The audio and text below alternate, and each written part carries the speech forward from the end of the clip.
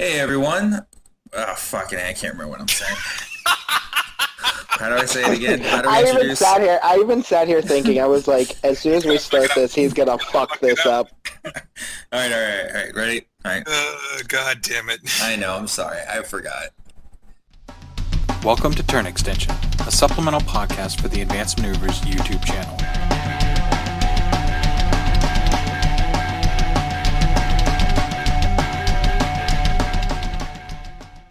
Hey everybody, welcome to another episode of Turn Extension. My name is Tony, or Polar Bear Cub on the forums.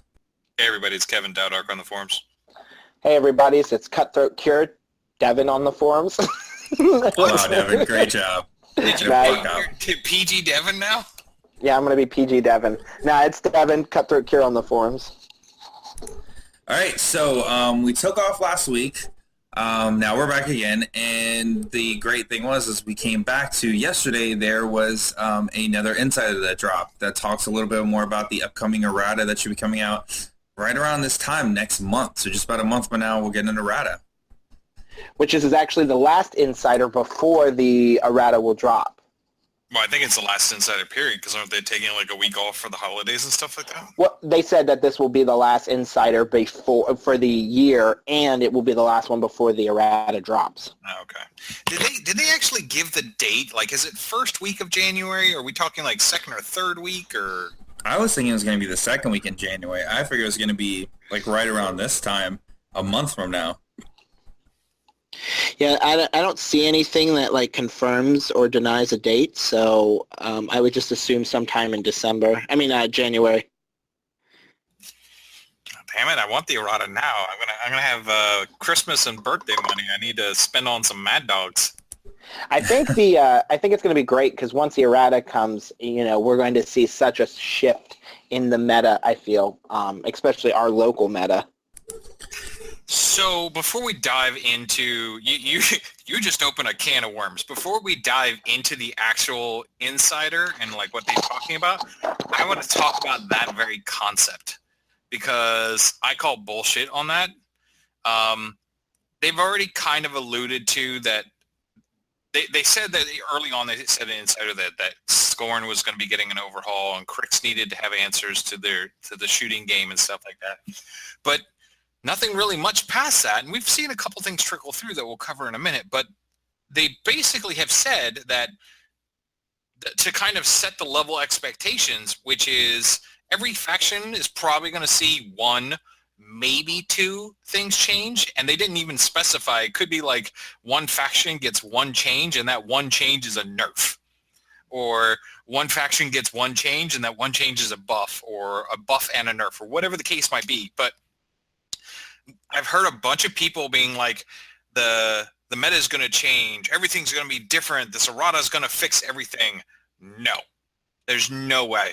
You can, with all of the things that are going on in the game, all of the little speed bumps and hiccups that we've got, there's no way that fixing one thing in every faction fixes the game. And that I think that's by design, that they're not just landsliding us with huge changes, that they're going to kind of trickle them through. I think you're misunderstanding. I'm not talking about the game itself. I'm talking about all the players that are saying that they're going to quit depending on this errata in our meta. Anybody who's like, all right.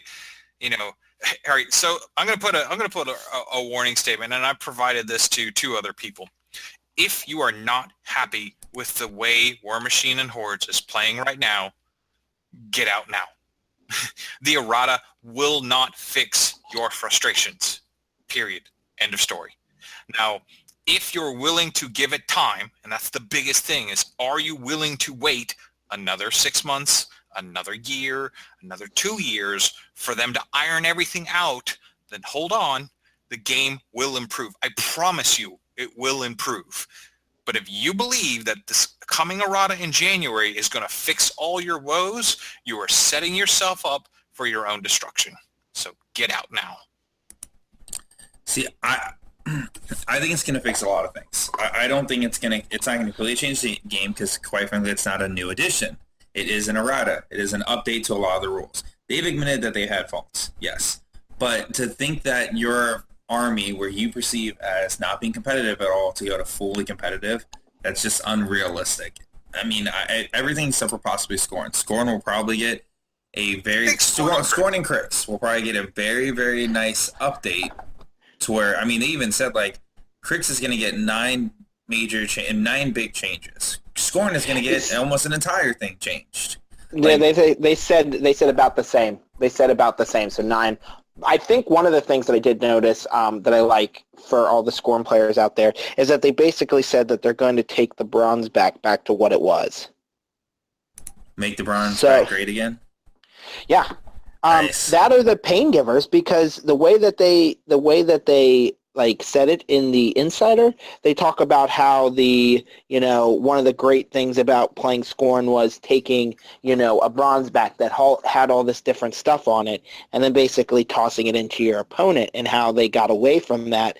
And then they basically had like a little thing in there that kind of made me feel like they were saying like, this is coming back, I don't think they're necessarily going to be changing up the bronze back so much as they're going to be changing up the things that can support the bronze back. Like the pain givers. One of the things that I heard, I think I heard it on Chain Attack maybe, I don't remember, was that there was a rumor mill, or maybe it was in the Insider, that they were going to return free charges back to pain givers, but it's not in the form of whipping the pain giver. It's in the form of, if there is a pain giver in base-to-base contact with a heavy, that heavy can charge for free. Yep, yeah, that was, I believe I was in the previous Insider, because me browsing through the forums, there's a couple people that was upset about that. They felt that was not enough, which I feel like it's a nice balancing thing. There has to be some type of trade-off, and the trade-off is, I'm sorry, it's not the range that Enrage used to be. It is a base-to-base. Most things nowadays, I believe they give the free charges, a lot of them. You have to be, it's very specific things. Either you have to hit another model if it's like convergence or like spells, stuff like that, or you have to be base-to-base or something to be able to give the ability for free charges.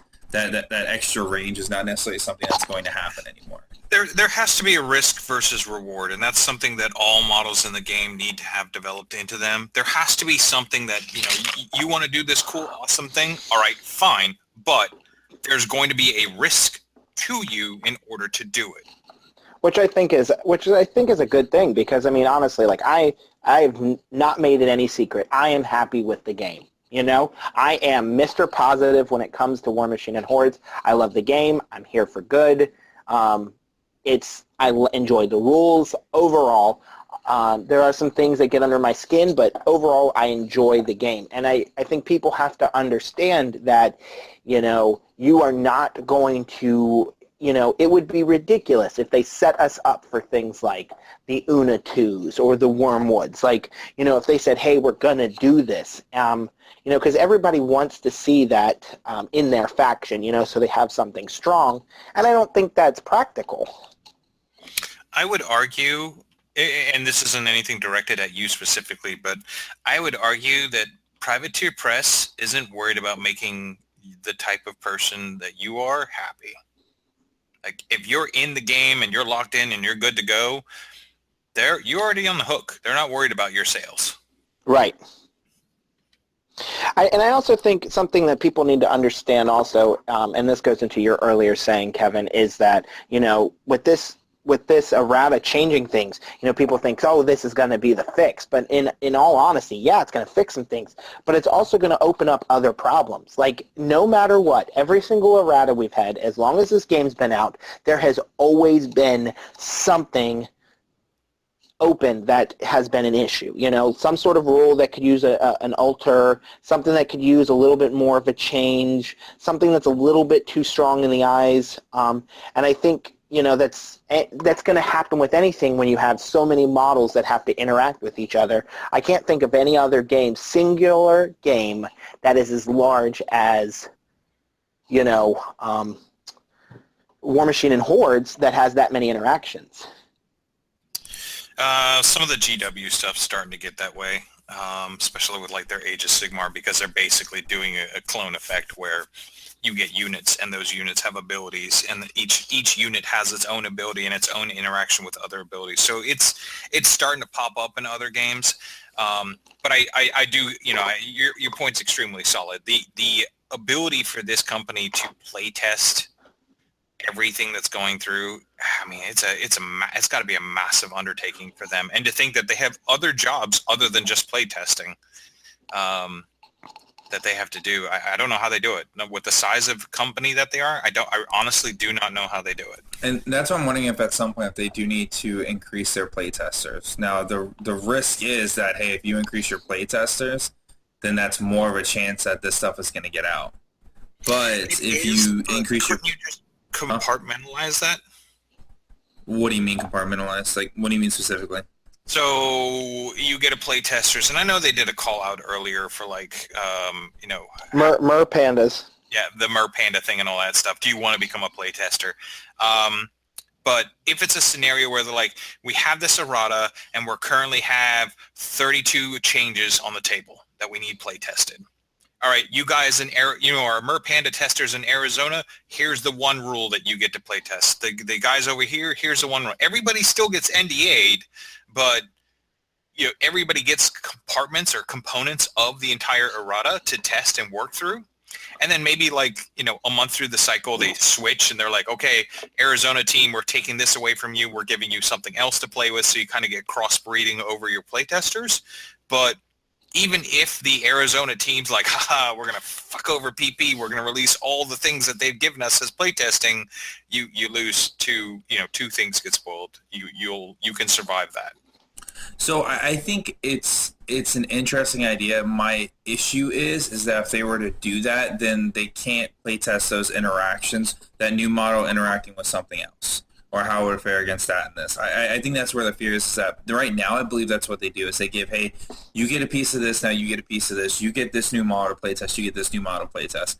But if you're not giving everything from that faction with you, then you can't see how all of those interact with each other in a way. But let's be completely honest. Is the release of things that big of a deal? I mean, honestly. I mean, yeah, I can understand when what we thought was MK3 got released and it was a huge hubbub and stuff like that. I could see where that was kind of a big deal because that was a major selling point, something we've all been waiting. But I mean, as of when it comes to a new rule, is that something that has to be kept hush-hush? Could not be something that builds more of a community aspect when people are working on it? Because, I mean, yeah, you try to keep things silent. But I think the general utilitarian, aspect of the whole thing is as long as the rule comes out and is fair and balanced, then, we're going to get it. So, I mean, yeah, things are going to leak. That happens. But I definitely don't think that we should sacrifice proper play testing in the aspects of trying to keep it a secret. Well, I think the problem you're going to run into is if you make it too public, your sales will be impacted. Ask PP how well their sales went through when they announced that Mark 1 was converting over to Mark 2 or Mark 2 is converting over to Mark 3. You introduce change, people go into hoarding mode and don't purchase things and wait for things to roll. Even the errata, I'm a prime example. The only reason that I have 2 Mad Dogs is because I'm waiting for the errata to come out before I go out and buy it. Yeah, but my thing is, I'm saying if you're introducing or changing a specific rule, that may not affect, I can understand, with the Mad Dog thing, that might adjust that. But what I'm saying is, in the grander scheme of things, a new edition is one thing, but I'm saying, you've got things hey, they're going to change how Grievous Wounds. They mentioned Grievous Wounds and how it works. Now, yeah, their Alton Ashley sales might go down, but they knew that was going to happen when you have to make something like that a little bit more fair, So wouldn't it be better for people to know, exactly what's coming and to have that fair and, the rule, completely worked out than it would be to go, oh, well, we might not sell a few extra Altons, which they already have to be counting on. You know what I'm saying? They're losing the Alton sales during the playtest. I guess so. And we're talking about a $14.99 model, but I don't know why I just put that in a that way. Anyways, my brain just shut off. I think the issue that you're going to run into is it boils down to save. We all have to remember they're a company. Their main objective is to make money, and they will do whatever they have to maximize how much money they make.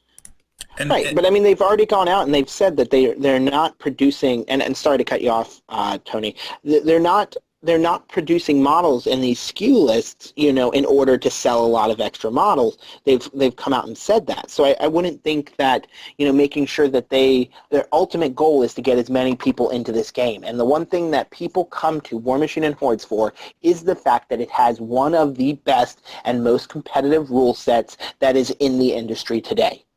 It is, and I think that has been the thing that has won them over. So therefore, having people, know that they have the most balanced rule set is the thing that they should focus more on than saying, hey, we might sell a few extra Alt and Ashleys. You had something to say, Tony?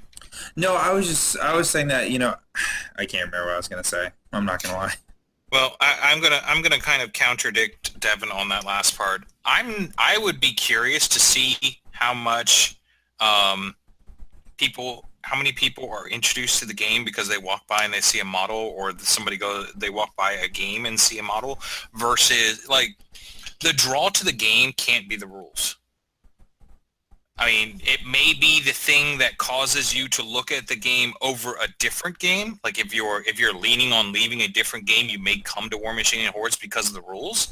But I am a strong believer that the thing that draws people to the games is their interest in the models first. Somebody walking by a table is not going to look at the fact that you're rolling 2 dice and trying to figure out statistical averages in order to hit or wound. They're going to walk by and see a big giant stompy robot and go, ooh, what's this game? All right, so who here played 40K or Games Workshop before they came to... I used to do competitive 40K heavily before I came here. I used to do competitive 40K heavily. And the thing that brought me into, the thing that made me really interested in Warmachine and Hordes was the fact of how balanced the rules were and how everything came out. Like, yeah, I like the models. Like, I'll be completely honest with you, and there's a lot of things I love about it, but when it comes down to me and a lot of people that I know that have come over from other games, is the fact that they like that the rule set isn't where this faction is the super most powerful faction ever, and basically next month it's going to be another faction, just because of the release schedule. And isn't that by its definition what people are complaining about right now? Right, and that's what I'm saying, is the fact of that's the thing that kind of, differentiated them from another company, mainly Games Workshop, and now we're spending so much extra time on making sure that, hey, the secret doesn't get leaked out, that I think that they're losing vision of, one of the major things that keep people around is how great their rule set is. I would pose the question. Actually, I want to ask the audience this question. Comment down and below or on our Facebook page.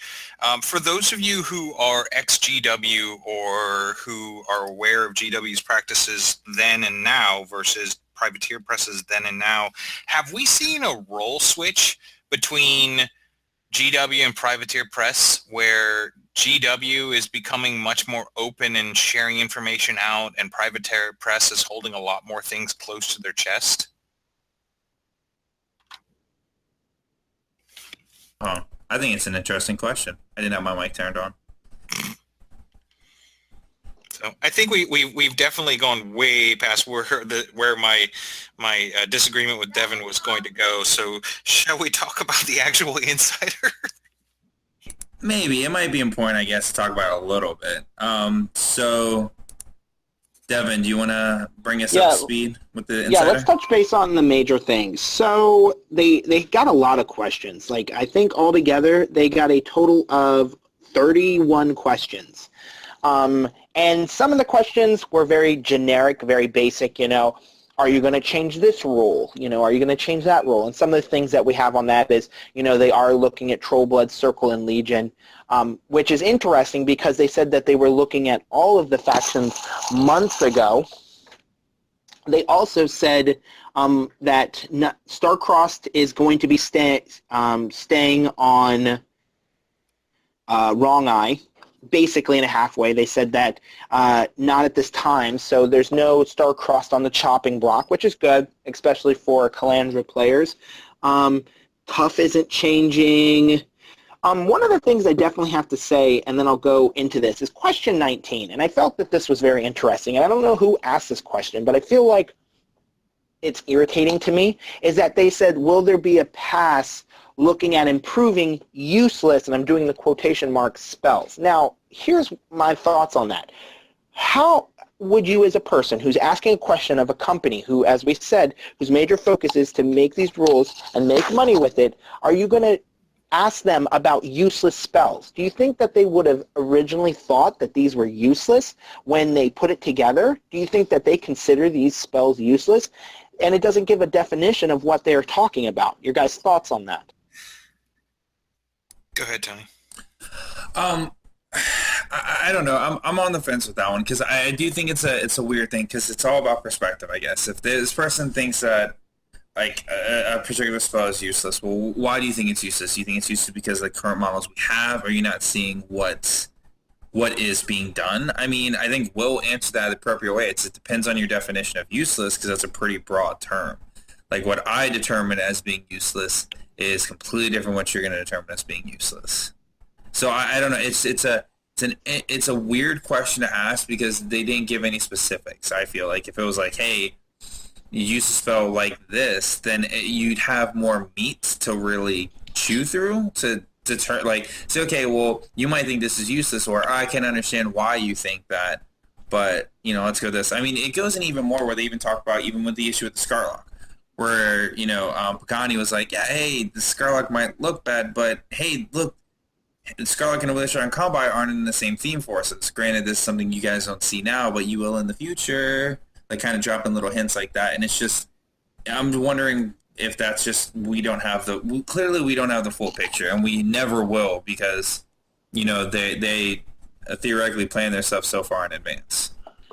And they have to keep a few tricks under their hat, If they released everything to us right off the beginning, there would be no surprise. I mean, the simple fact is we are hosting a podcast right now to talk about a potential errata that could change rules that doesn't come out until next month. And we've had multiple conversations about this. So, I mean, the fact that they do keep some of this stuff close to the waist is definitely what builds up that,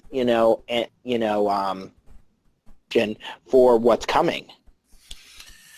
So I want everybody listening to remove the term useless from the vocabulary when they're talking about Warmachine and Hordes models or spells or rules. It's not useless. There is no such thing as a useless model. There are, or spells or whatever. There are, however, things in the game that are quote unquote too situational to be effective.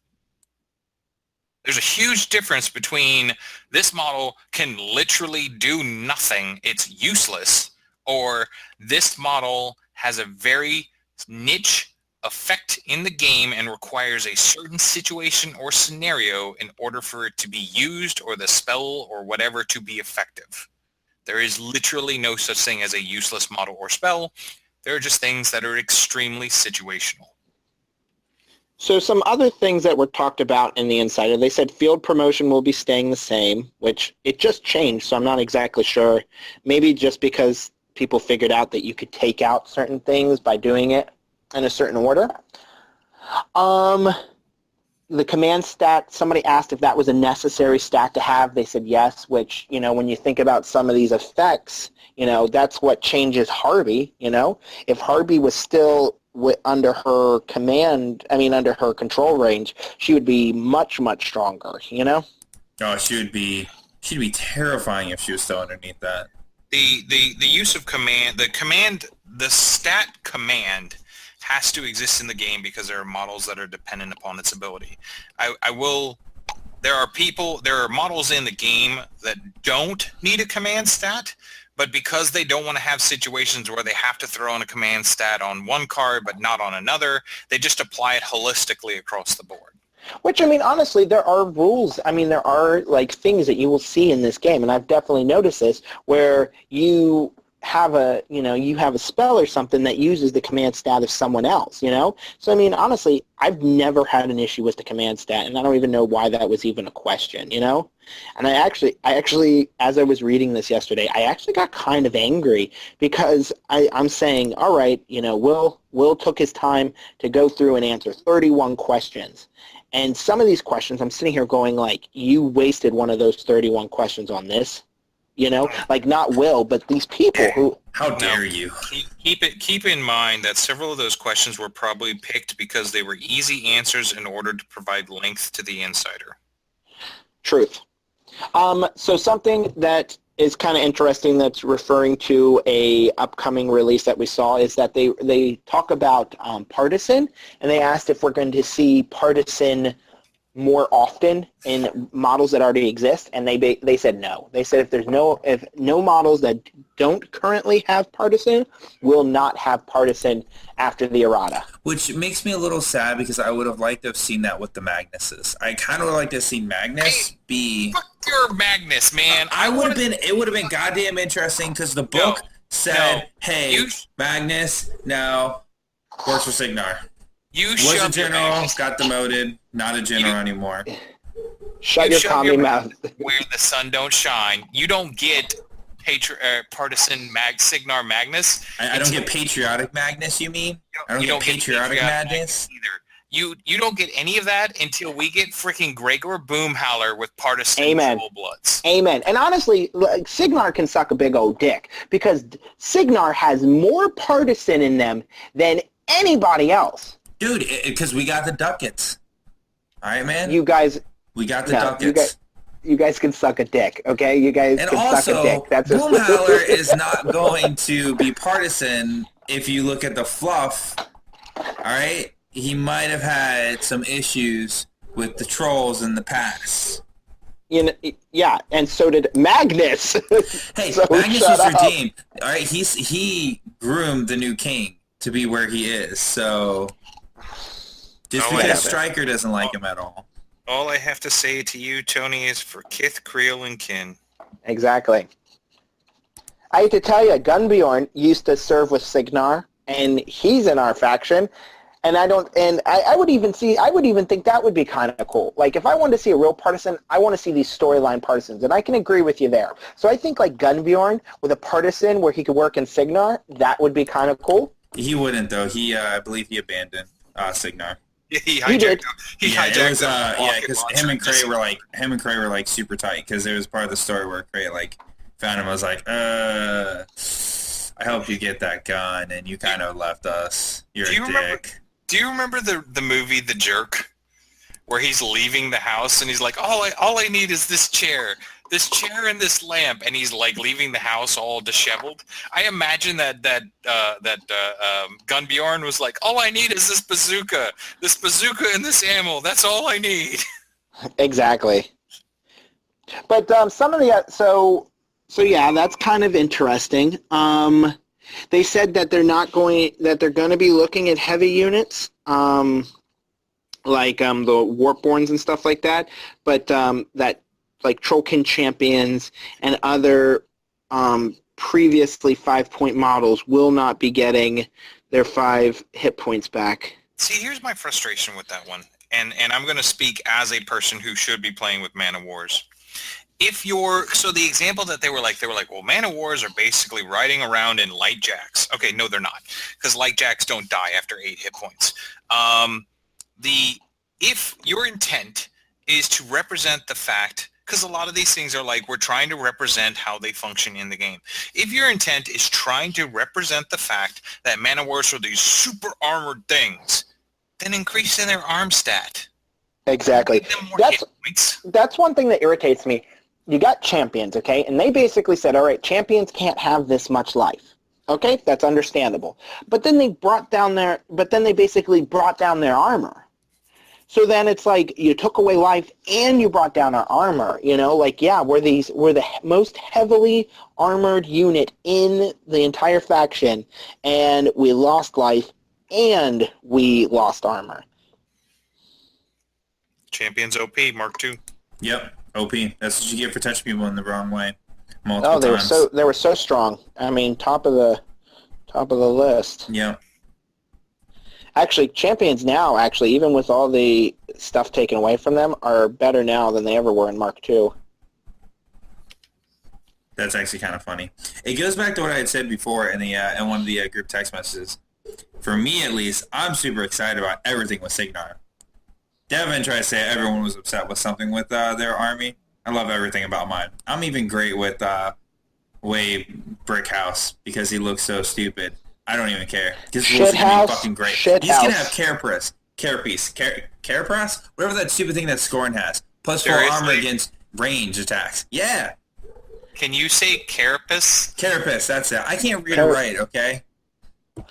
I'm going to be honest with you. That model is the issue with me is that model is going to have amazing rules, and so therefore we're going to see it everywhere. And I have always been happy with. I've been like 99.9% of the time happy with how the sculpts, but that model sucks so much dick. And I don't know who sculpted it. And it just upsets me because it's like they had so much potential to make such a dynamic model, and they just completely missed the boat. Let's recognize that A, it's a 3D render. B, it could be position based. Like I know the thing that looks like he's got jazz hands is probably not supposed to look like jazz hands. It just does so at that angle. I think the issue is whoever took that photo fucked up. I feel like you're putting a lot of faith, Kevin. A lot of faith. His arm, like, that's what bothers me. It's not even his jazz hands. Like, that's cool with me. He's got, like, that Iron Man, like, pulsation. And you could do some really cool effects with that. That, I think, is awesome. It is that, here is my fighting hammer straight up in the air at a 90-degree angle. Like, that is so rough. Like, I will guarantee that other than people who are just trying to quickly get through that, for any person that plays Signar and has any sort of hobby talent, they're going to cut that arm off and they're going to change it. Yeah, for us who don't have hobby talent, I'm just going to give it to one of you two.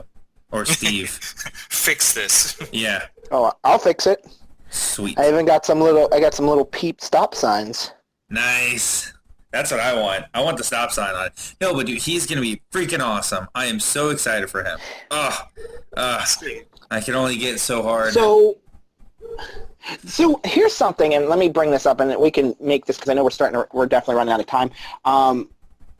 They talk about spam lists, and they basically go through, and actually there's two things I wanted to mention. So an earlier topic that we had in an earlier cast is that we talked about spam lists and the FA, and they basically have said undoubtedly that they are not changing FA. Like, that is not happening.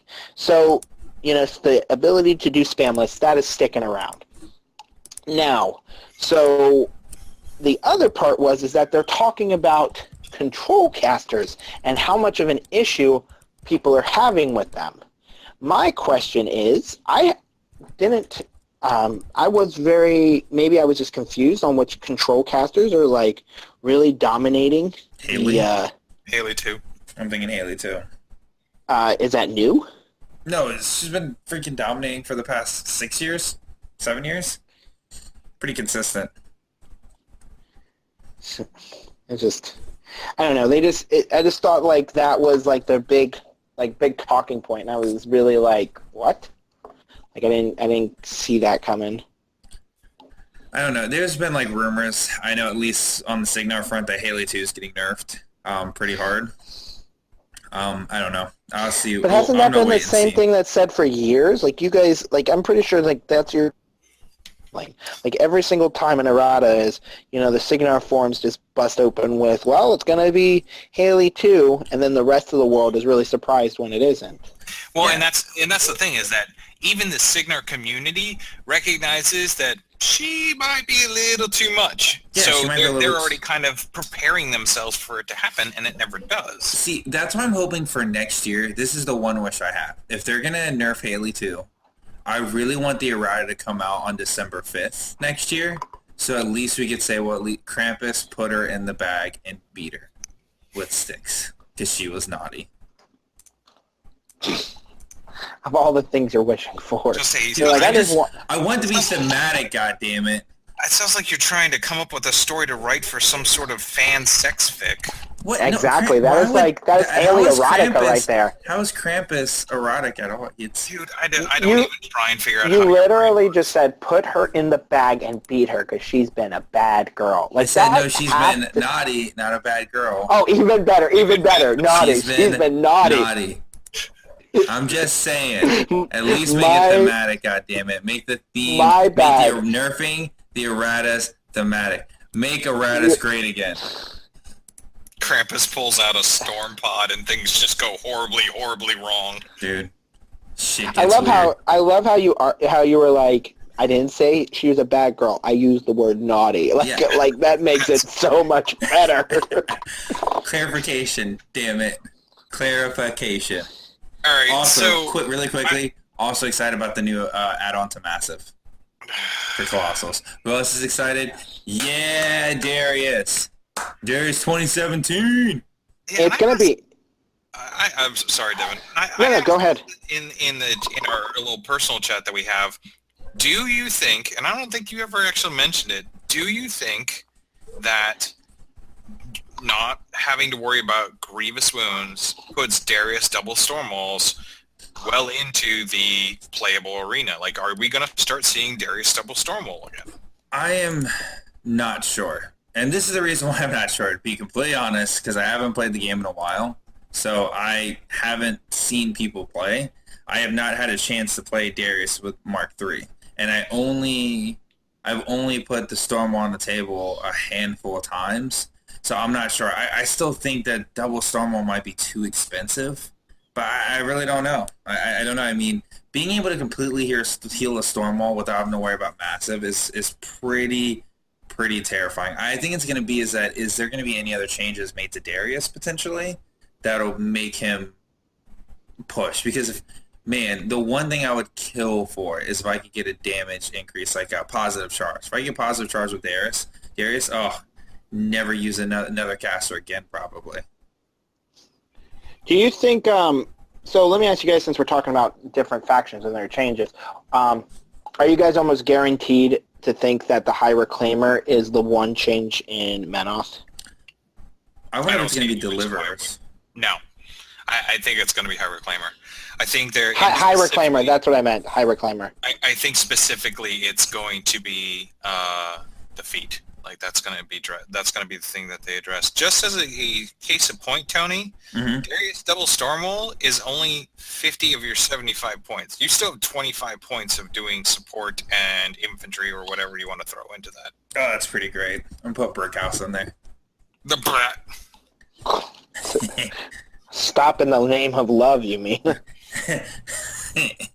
So, I mean, ideally, it's so let's run through them real quick. So, Signar, what's the one thing they're touching? Haley 2? Probably Haley 2. Okay. That and the horses. I think that they're getting touched. I want to see the horses getting touched, but I promise you they won't. I hope they're not. I secretly hope they're not, but I'm not going to be like, oh no, what did you do if they did? Because let's be serious, they're kind of ridiculous. No, I think it's going to be Haley 2. I see people always are talking about like how crazy they are. So I would almost think that they would almost have to be on like, one of the lists. Here's the reason why I don't think they're going to be changed.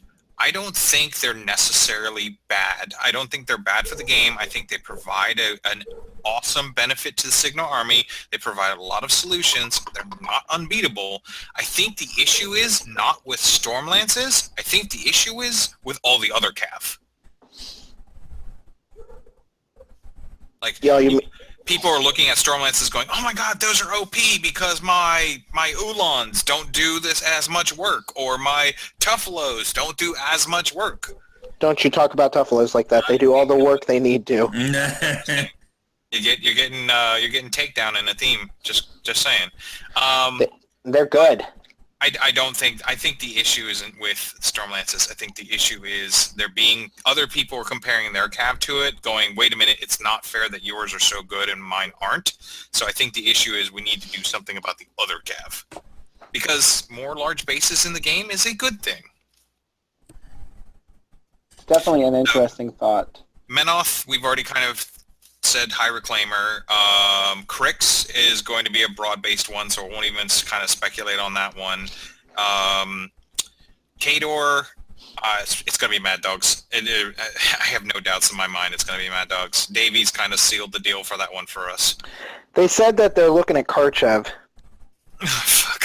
I mean, maybe that's actually the solution for Mad Dogs, because if you think about it, Mad Dogs and other casters is good, but it's Karchev lists that are people being tilted on right now. So we'll see. I wonder if they just took Unyielding away from him, if it would be okay.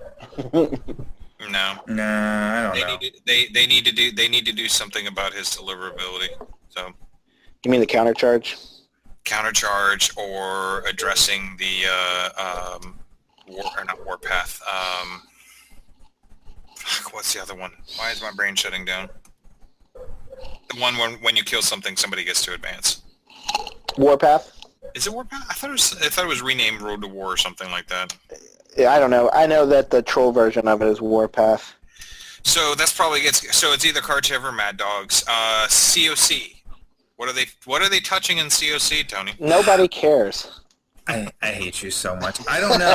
I really don't know, because this is what I was wondering is, so they had said, hey, we're touching only like one thing in Minoth, and I'm like, oh, cool, but I wonder if they're including like convergence. They're like, no, fuck convergence, we don't care.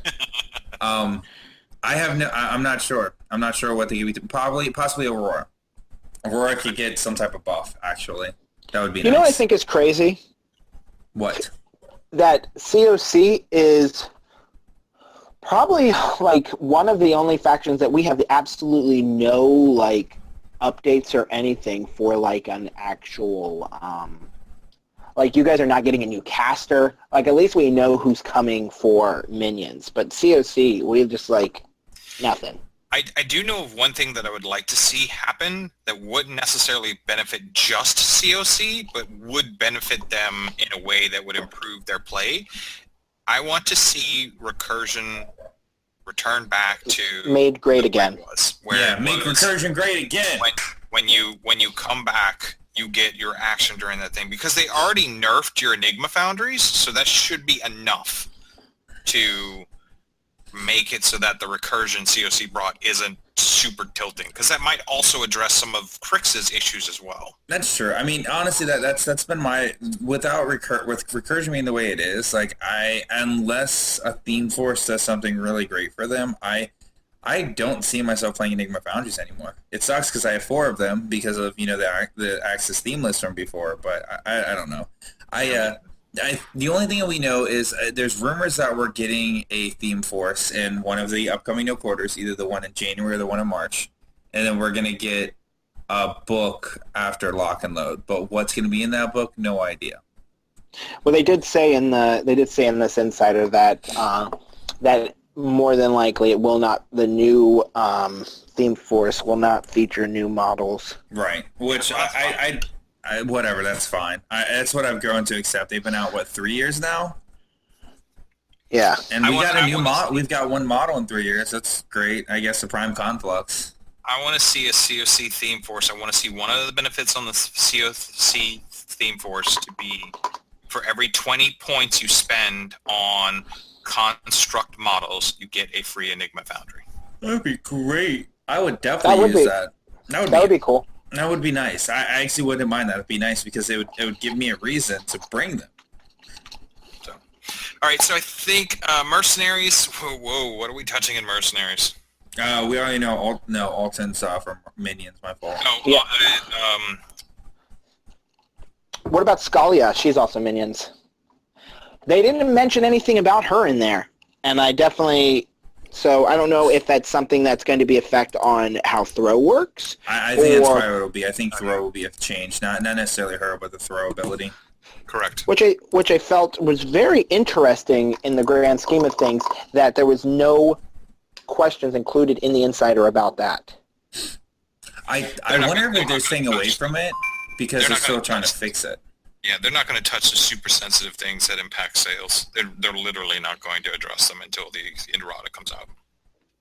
Ossian's getting changed, so we know who's changing in Ret. Oh yeah. Yeah.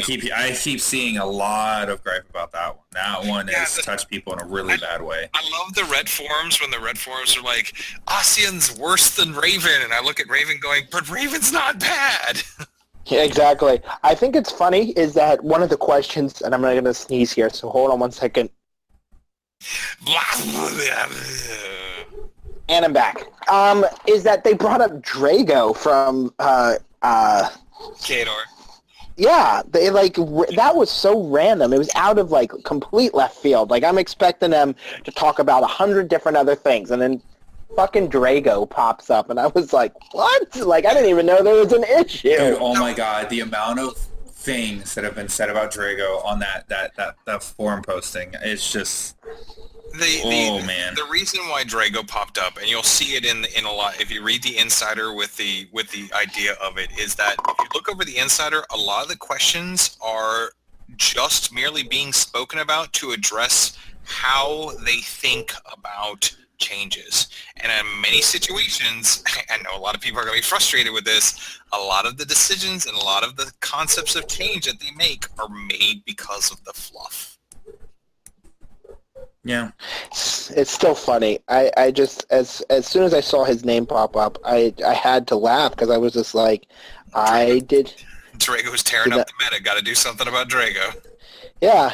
You guys heard about that, meta shifting Drago list, right? Well, I see it's been more so they feel that Drago is really bad. They think that's what I've been seeing on the forums is people think that Drago is awful. And they don't understand why he's so bad. Tony, would you say that Drago is useless, or would you say that Drago is exceptionally situational? I think Drago has some really niche things, and I think it's very interesting with the fact that he goes from an 11 to a 13, and that he doesn't blow up with Vlad. But isn't that the same thing with let's be completely honest, isn't that the same with a lot of character Jax and Warbeast in every faction? Because I'll be honest right now, let's look at Dozer and Smig. If we're going to go trolls, they're very situational. There's not many things that Dozer and Smig really, does, unlike Rock. Rock is crazy, and I could play him with everybody, or what Moog used to be, and Moog's even not that bad now. But, when it comes to Dozer and Smig, it's well, if I'm going for this kind of list, this might be beneficial. So, to say, that... people are complaining about that. It's just very curious to me. I think it's because there's a lot of great Jack options in Kador now. There's a lot of really good choices now. And to see Drago be as specific as he is, that you have all these really cool things, you see this one model. And for a faction that didn't have great Warjack options, for a lot of their character jacks to be super, very, very, very strong. Not super overpowered, but very strong.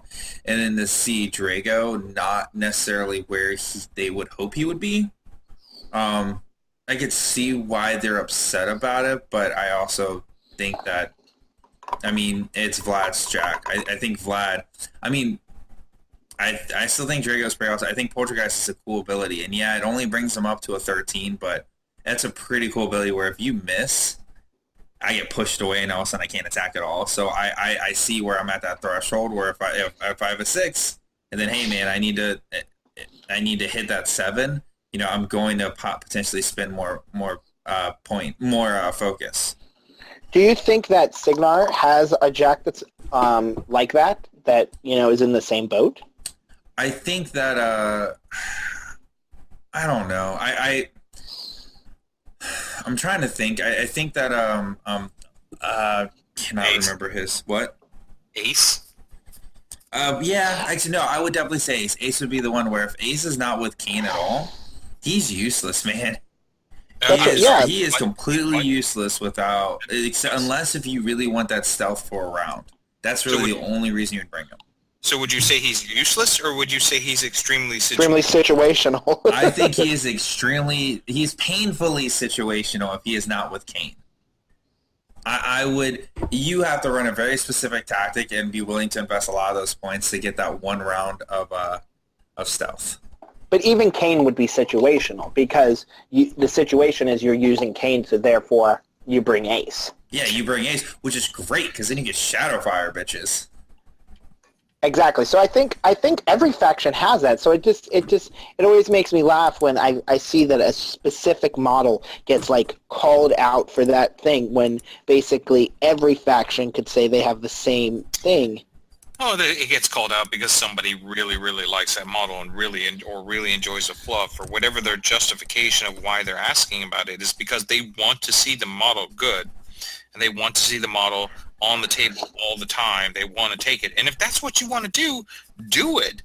Just realize what you're doing. Like, you're not going to be top of the line. That's fine. If that's what you want to play it. Make it work. So, and also I want to throw in for the people who are frustrated with Drago at defense 13, the rest of our jacks are like defense 10. What the hell are you complaining about a defense 13 jack for? What's his armor? Stupid. No, I think it's like 17 or 16. What's his point cost, though? He's kind of expensive. Oh, okay. I won't discredit that. I'm just like, when did a heavy that's defense 13 become bad? Exactly. I don't think we even have a defense 13 heavy. I know Mold, they brought down even more. I was so upset about that. Mold's a dick. So he's 14 points. Drago's 14 points. His armor 18. He's a defense 11, and with Poltergeist, he comes up to 13. And so does the only thing he gets from Vlad? No, the only thing he gets from Vlad is you can choose not to make him unstable. Doesn't explode. That's what I was going to ask, if that was the only thing he gets from Vlad. Yeah, that's it. I'd like to... You say only thing as if that's a bad thing. No. Those jacks are notorious for exploding. They are. They explode a lot. But what I'm saying is, I wasn't sure if they were like, oh, when he comes with Vlad, he also gets boosted this, you know? Like, it's kind of... For a jack who has to spend a focus in order to get the defense and to spend a focus in order to like run or anything like that, you want to not explode. And so I guess I didn't realize that Grave One was an imprint that he had to spend a focus point for. That does make things a little bit. That makes things a little bit harder because like if I had to spend a focus point to be able to use my shots with Ace, like I'd be a little bit more upset about it. Because now all of a sudden that's that free focus that I had that now I can't use for an attack. So I could see where the frustration comes on that. I'm not necessarily trying to diss the people who are frustrated with Drago because they have a valid complaint, but it's a situation of you need to recognize that Drago, for better or worse, PP has identified Drago as a situational model, and you need to play him accordingly. Yeah.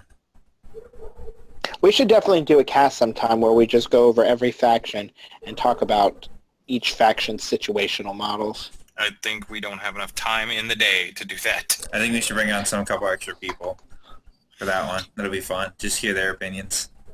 We could, and that would be cool. Let's get Pagani on here. Yeah. He won't. He doesn't listen to us. We're too small. No one listens to us. I'll get Pagani to listen to us. You know who we do have listen to us, which I always appreciate every time he makes a meme afterwards? It's Mr. Malorian. I appreciate your memes so much. I literally laugh. I thought you were going to say David Canty because he's been on his game. Has been on point lately. That is great. Between him and Malorian, I love it, man. Anytime we get a meme sent to us, I die. It's so great. It's the greatest thing ever. All right. So, are we good? Anything else? I'm good. Just as an FYI to everyone, this episode is a little longer than normal because we will not be returning until after the Christmas holidays. So, we decided we're gonna talk about the errata. We're gonna throw out a little bit longer than episode. So, we will see you guys in the new year. Enjoy your time, have fun, enjoy your gaming, and be sure to spend time with your family during this break. Yes. Happy holidays, whatever you do. Hopefully you guys have fun. Hopefully come January, maybe when we come back, we might have the errata, and that would be super awesome, but I won't hold my breath for that one. I'd be curious if we get the errata, if we can somehow do a comparable between this episode and what we said would be there versus what actually shows up. I think that'll be good. I think that episode will be very, very long. I feel that'll probably be. We'll need to make sure we cut out some extra time for that one. It's gonna be that'll have to be a weekend episode where we set like an hour or two over on the weekend and then do it. Yeah, most likely that'll probably be for that one. Oh, I can't wait. So with that being said, I want to thank everyone for listening to another episode of Turn Extension. Have a good night. Happy holidays from the Advanced Maneuvers crew.